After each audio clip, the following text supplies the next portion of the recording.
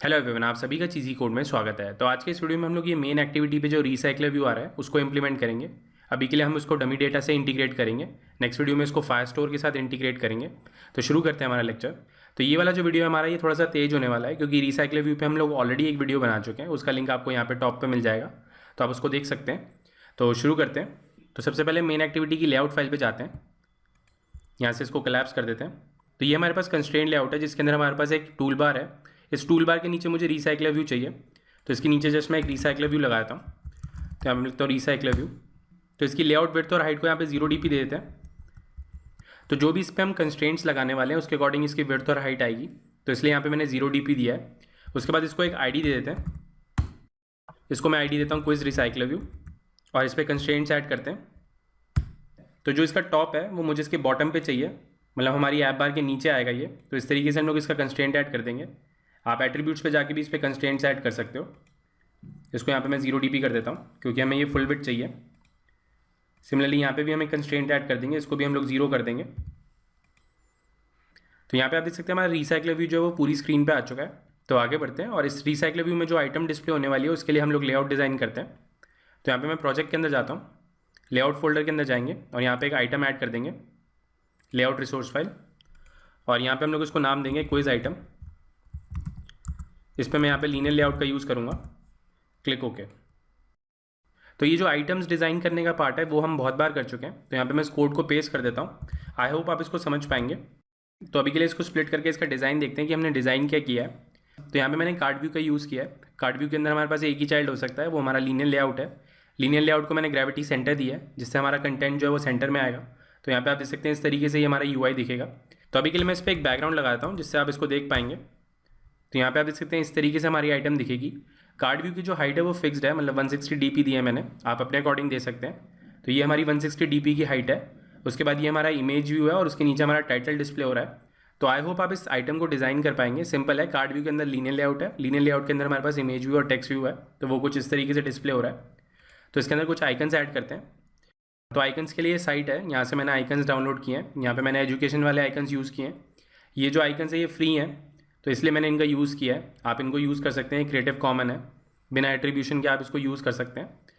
तो आप इनको डाउनलोड कर सकते हैं और भी आइकन्स एक्सप्लोर कर सकते हैं। तो मैंने ऑलरेडी कुछ आइकन सेलेक्ट किए हुए हैं, उनको पेस्ट कर देता हूँ।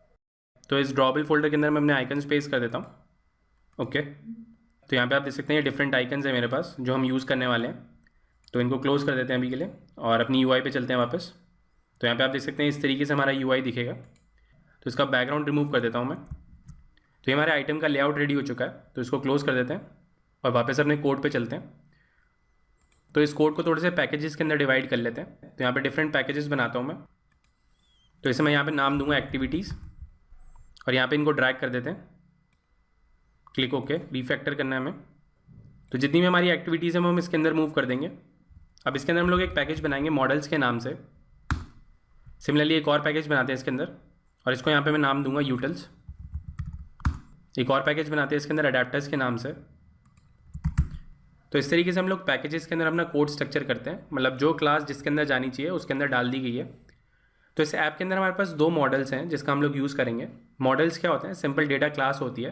तो यहाँ पे हमारे पास 2 डेटा क्लासेस हैं। एक जो है वो क्वेश्चन को रिप्रेजेंट करेगी और एक जो है वो क्विज़ को रिप्रेजेंट करेगी। क्विज़ के अंदर हमारे पास लिस्ट ऑफ क्वेश्चंस होंगे। फॉर एग्जाम्पल अगर मेरे पास 11 तारीख को एक क्विज़ आया है तो मेरे पास एक क्विज़ ऑब्जेक्ट होगा, उसके अंदर हमारे पास एक लिस्ट ऑफ क्वेश्चंस होंगे। सिमिलरली अगर हमारे पास 12 तारीख को कोई क्विज़ आया है तो 12 तारीख का क्विज़ का एक ऑब्जेक्ट होगा और उसके अंदर हमारे पास लिस्ट होगी, लिस्ट ऑफ क्वेश्चंस। तो यहाँ पे क्लासेस बनाते हैं। तो यहाँ पे मैं क्वेश्चन नाम की एक डेटा क्लास बनाता हूँ। अब मॉडल्स के लिए हम लोग जनरली डेटा क्लासेस का यूज़ करते हैं क्योंकि हमारे डेटा रखने के लिए यूज़ होती हैं। तो कॉटलिन में ये कॉन्सेप्ट है डेटा क्लासेस का।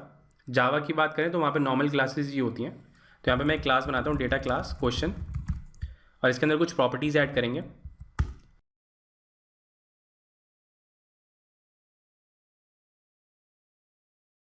तो हमारे पास एक डिस्क्रिप्शन होगा जो क्वेश्चन का डिस्क्रिप्शन होगा कि क्वेश्चन है क्या। उसके बाद 4 ऑप्शंस होंगे हमारे पास, एक उसका करेक्ट आंसर होगा और एक ये वाली जो प्रॉपर्टी है वो ये बताएगी कि यूज़र ने क्या सेलेक्ट किया है। तो उसके लिए यहाँ पे मैंने ये यूज़र आंसर प्रॉपर्टी ली है।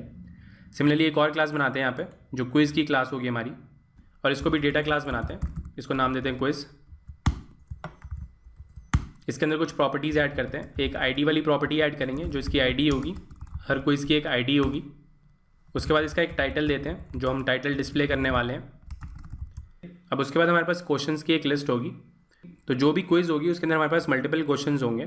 तो यहाँ पे मैं उसको मैप से रिप्रेजेंट करूँगा। तो यहाँ पे मैं मैप ले रहा हूँ, इसका रीज़न जो है मैं आगे बताऊँगा कि क्यों लिया हमने मैप। तो यहाँ पे मैं म्यूटेबल मैप लेता हूँ और यहाँ पे मैं स्ट्रिंग डिफाइन करूँगा और यहाँ पे क्वेश्चन डिफाइन करते हैं। तो ये जो क्वेश्चन क्लास है ये हमने अभी बनाई थी और इसको मैं यहाँ पे इनिशियलाइज करूँगा म्यूटेबल मैप ऑफ। तो ये हमारी क्विज़ क्लास रेडी हो चुकी है। हर क्विज़ ऑब्जेक्ट के अंदर मेरे पास मल्टीपल क्वेश्चंस होंगे, तो वहाँ पे मेरे पास क्वेश्चन के ऑब्जेक्ट बने होंगे। तो इसके लिए मैंने यहाँ पे क्वेश्चन क्लास बनाई है। तो ये हमारी क्वेश्चन की क्लास है और ये हमारी क्विज़ की क्लास है। क्विज़ की क्लास के अंदर हमारे पास मल्टीपल क्वेश्चंस होंगे जो मैंने एक मैप से रिप्रेजेंट किए हैं। ये मैंने मैप से इसलिए रिप्रेजेंट किए हैं क्योंकि यही सेम क्लासेस मैं फायरस्टोर के लिए भी यूज़ करूँगा। मतलब जब फायरस्टोर से हमारे पास डेटा आएगा तो हम इन्हीं क्लासेस का यूज़ करेंगे उसको रिप्रेजेंट करने के लिए। तो देखेंगे इसको आगे कि यहाँ पे मैप क्यों लिया है, लिस्ट क्यों नहीं ली है। तो ये हमारी क्लासेस रेडी हो चुकी हैं। अपने रिसाइकलर व्यू पे काम करते हैं। तो रिसाइकलर व्यू के लिए मुझे एक अडेप्टर बनाना होगा। यहाँ पे मैं इसे नाम दूंगा क्विज अडेप्टर।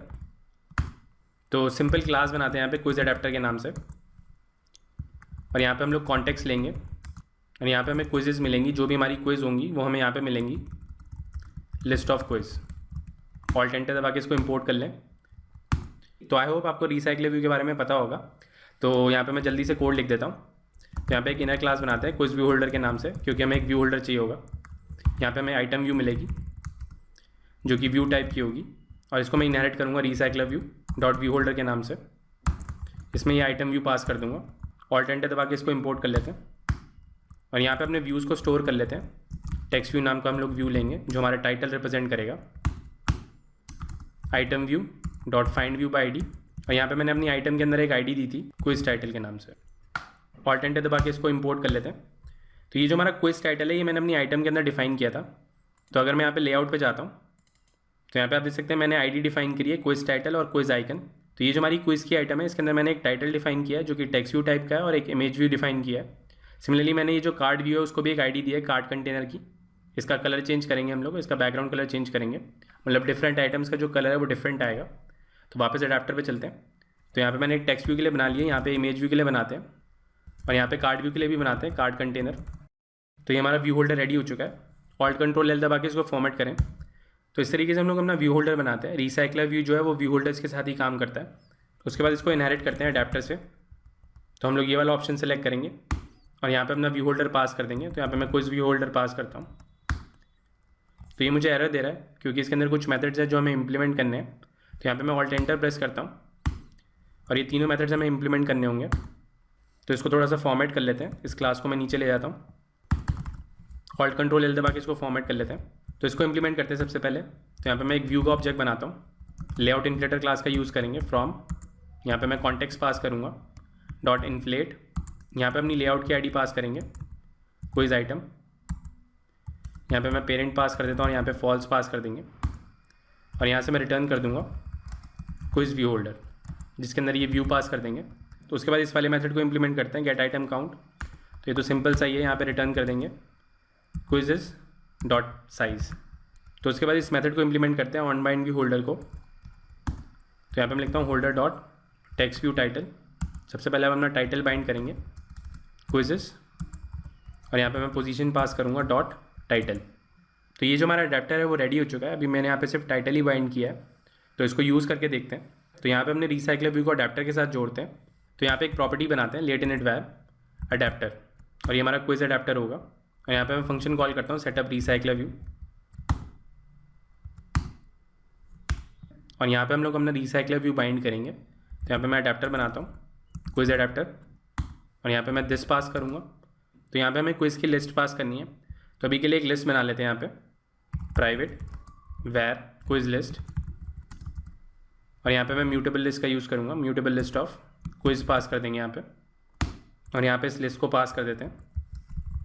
तो ये हमारी एम्प्टी लिस्ट है। अभी इसमें डमी डेटा ऐड कर देंगे। तो यहाँ पे अपना रिसाइकलर व्यू एक्सेस करते हैं। तो यहाँ पे लिखता हूँ क्विज रिसाइकलर व्यू और यहाँ पे लेआउट मैनेजर सेट करते हैं। अब क्योंकि यहाँ पे हमें ग्रिड लेआउट चाहिए तो यहाँ पे मैं ग्रिड लेआउट मैनेजर का यूज़ करूँगा। यहाँ पे मैं दिस पास करूँगा और यहाँ पे 2 पास करूँगा क्योंकि मेरे 2 कॉलम चाहिए मुझे। तो यहाँ पे मैंने 2 पास किया है। अगर आपको 3 कॉलम चाहिए होंगे तो यहाँ पे आप 3 पास कर देंगे। तो इस तरीके से ग्रिड लेआउट मैनेजर काम करता है। उसके बाद रिसाइकलर व्यू पे अडेप्टर सेट कर देते हैं अडेप्टर। तो ये हमारा सेटअप डन हो चुका है, इसको रन करके देखते हैं। तो यहाँ पे आप देख सकते हैं हमारी ऐप रन हो चुकी है और यहाँ पे ये लिखा आ रहा है user is already logged in, क्योंकि हम लॉगिन ऑलरेडी कर चुके थे। तो यहाँ पे हमारे पास कोई डेटा नहीं आ रहा है क्योंकि जो हमारी लिस्ट है वो अभी एम्प्टी है। तो यहाँ पे कुछ डमी डेटा ऐड कर देते हैं, उसके बाद देखते हैं क्या होता है। तो यहाँ पे मैं एक फंक्शन कॉल कर देता हूँ पॉपुलेट डमी डेटा। तो यहाँ पे टेस्टिंग के लिए डमी डेटा बना देते हैं। तो ये हमारा डमी डेटा है, इसको सिर्फ टेस्टिंग के लिए ऐड किया है, तो इसको ऊपर कॉल कराते हैं, मतलब रिसाइकल व्यू सेट होने से पहले इसको कॉल करा देते हैं। और अब इसको रन करके देखते हैं। तो यहाँ पे आप देख सकते हैं हमारे कार्ड व्यू आ चुके हैं, मतलब जितनी भी हमारी लिस्ट के अंदर आइटम्स थी उसके अकॉर्डिंग कार्ड व्यूज़ आ चुके हैं। बट इस पर कोई बैकग्राउंड कलर सेट नहीं है, इसलिए यहाँ पे कुछ विजिबल नहीं हो रहा है। तो देखते हैं इसकी बैकग्राउंड कलर कैसे सेट करेंगे। अभी जो बैकग्राउंड कलर है वो मैं डायनेमिक करना चाहता हूँ, तो देखते हैं वो कैसे करते हैं। तो यूटिल्स के अंदर जाते हैं और एक नई क्लास ऐड करते हैं यहाँ पे। इसको मैं यहाँ पे नाम देता हूँ कलर पिकर, और यहाँ पे एक सिंगलटन ऐड कर देते हैं कलर पिकर के नाम से। यहाँ पे मैं कुछ कलर्स डिफाइन कर देता हूँ जो हम इसकी बैकग्राउंड में शो करेंगे, एरे ऑफ। तो यहाँ पे कुछ कलर्स पेस्ट कर देते हैं अभी के लिए। तो ये मैंने कुछ कलर्स प्री डिसाइड कर रखे हैं, तो वो मैंने यहाँ पे पेस्ट कर दिए हैं। उसके बाद यहाँ पे एक वेरिएबल बनाते हैं करंट कलर के नाम से। इसको मैं यहाँ पे 0 से इनिशियलाइज करूँगा, और यहाँ पे एक फंक्शन बनाते हैं गेट कलर, जो मुझे कलर ला के देता रहेगा। तो ये एक सिंपल सा लॉजिक है जो हम यहाँ पे लिख रहे हैं। तो करंट कलर को मैं यहाँ पे असाइन कर देता हूँ, current colour +1 modulus colours dot size, return colours current colour index. Alt control L दबा के इसको फॉर्मेट कर लेते हैं। तो ये मेरा सिंपल सा कोड है। ये क्या कर रहा है कि हर बारी मैं इसका गेट कलर वाला फंक्शन कॉल करूँगा तो वो क्या करेगा, इस एरे में से मुझे एक कलर निकाल के दे देगा। तो जो भी मेरी करंट कलर की वैल्यू होगी उसमें वो +1 करेगा और उसको मॉडुलस कर देगा साइज़ से, तो वो मुझे एक नया कलर इंडेक्स मिलेगा और वो उसमें से कलर निकाल के दे देगा। तो जब भी मैं आइटम बाइंड करूँगा तो गेट कलर वाला फंक्शन कॉल करूँगा, हर बारी वो मुझे एक नया कलर देगा। जैसे ही मैं इस एरे के एंड पे पहुँच जाएंगे तो वो दोबारा से ऊपर से शुरू कर देगा। तो ये वाला जो लॉजिक है वो मॉडुलस से हमने इंप्लीमेंट किया है। तो इस तरीके से मुझे इस एरे के अंदर के कलर्स जो हैं वो 1 बाय 1 मिलते रहेंगे।